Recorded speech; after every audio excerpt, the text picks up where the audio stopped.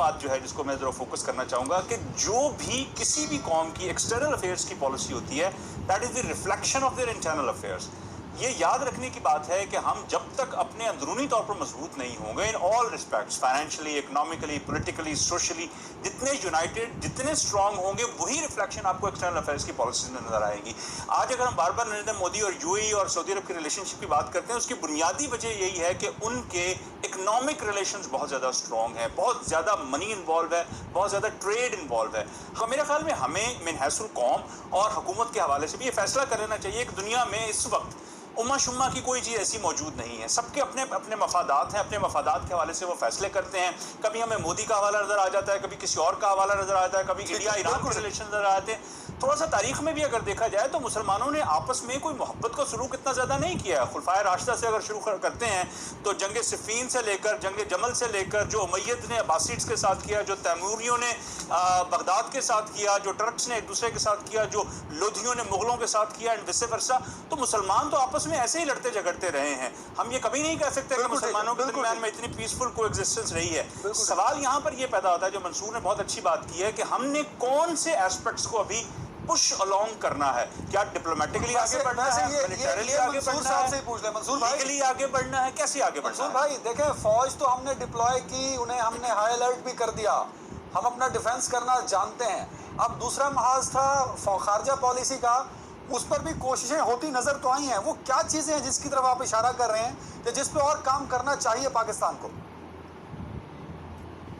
دیکھیں میرے خیال میں خوب آپ کے سوال کے اندر ہی آپ کا جواب ہے. آپ نے فرمایا کہ ڈیفنس کرنا ہم جانتے ہیں، اور میرے خیال میں یہاں پہ بات ڈیفنس کی حد تک ہی ہے، کیونکہ اٹیک کرنے کے حوالے سے تو وزیر اعظم نے فلور آف دا ہاؤس کھڑے ہو کے بات سوال کیا تھا کہ جناب آپ کا کیا حکم ہے، پھر ہم حملہ کر دیں. تو جب وہ جو سوال انہوں نے کیا تھا میرے خیال میں اس کے اندر ہی پوری پالیسی جو ہے وہ کلیئر ہو گئی تھی، یعنی کہ حملہ کرنے کا کوئی ارادہ نہیں ہے ہمارا. اگر حملہ کرنے کا نہیں ہے ارادہ تو پھر کم از کم ہمیں تو پوزیشن ہماری کلیئر ہوگی نا کہ ٹھیک ہے ہم ایموشنلی سپورٹ کریں گے، بالکل کرتے ہیں. ہم لوگ ہر انٹرنیشنل پلیٹ فارم کے اوپر اس مسئلے کو اٹھائیں گے.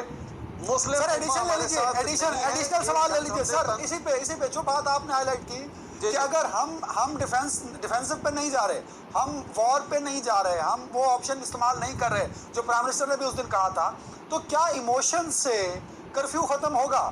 کیا نعروں سے اور ٹویٹ سے وہاں کی عزتیں محفوظ ہوں گی؟ وہاں لاشیں گرنا بند ہوں گی؟ وہاں سے فوجیں واپس جائیں گی؟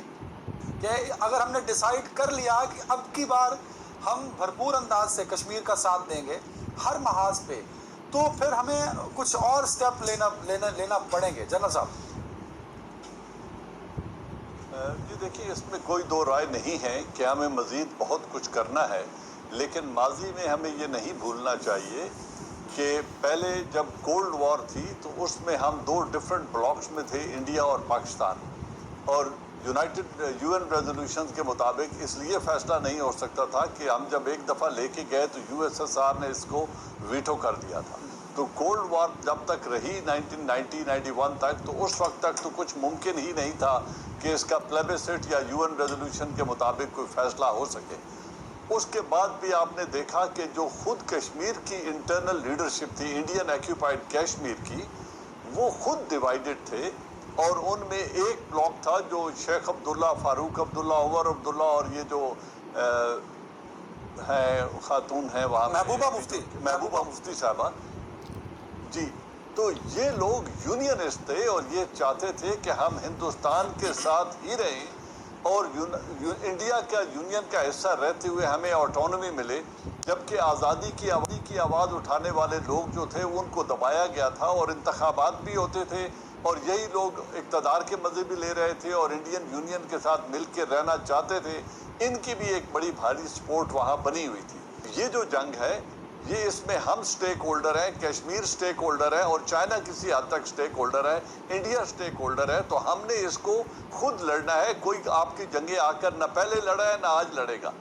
اب دوسری بات یہ ہے کہ جو کچھ کشمیر میں اس وقت ہو رہا ہے، پریورٹی 1 یہ ہے، اس کو ڈپلومیٹک لیول پہ بہت اچھا ہینڈل کیا جا رہا ہے. مزید ایمفسس کی ضرورت ہے. Prime minister of Pakistan I personally feel should visit United Kingdom and France اور ان کے پرائم منسٹر اور پریزیڈنٹ سے خود جا کر بات کریں UN جنرل اسمبلی کے سیشن سے پہلے.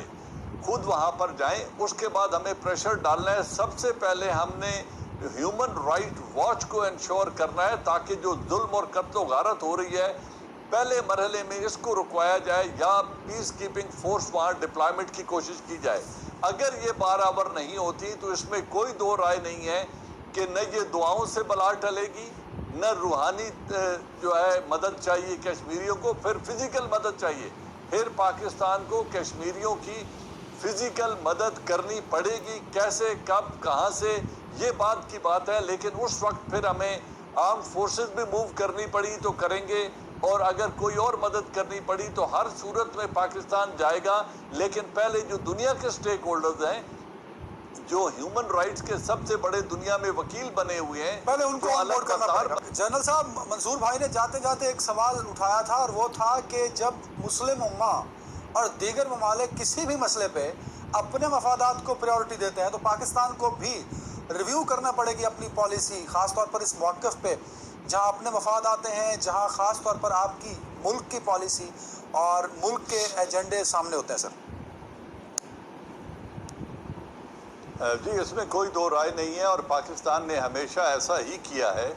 जब यमन की बारी आई थी और सऊदी अरेबिया जो आपको हर तरह की रिलीफ प्रोवाइड करता है, उन्होंने आपसे इंटरवेंशन के लिए कहा था और आर्मी मांगी थी, तो हमारी पार्लियामेंट ने डिसाइड किया था कि हम इसमें न्यूट्रल रहेंगे। आपने न यमन का साथ दिया न सऊदी अरेबिया का। जब ईरान इराक की जंग हुई तो हमने दो में से किसी का साथ नहीं दिया, तो हम न्यूट्रल रहते रहे हैं। अभी भी जब ये डिफरेंसेस थे इराक, कतर के, सऊदी अरेबिया और एमिरेट्स के, जब एयर स्पेस भी एक दूसरे की बंद थी और हर तरह का ट्रेड उन्होंने एक दूसरे से मुनक़ता कर दिया था, तो पाकिस्तान न्यूट्रल ही रहा था।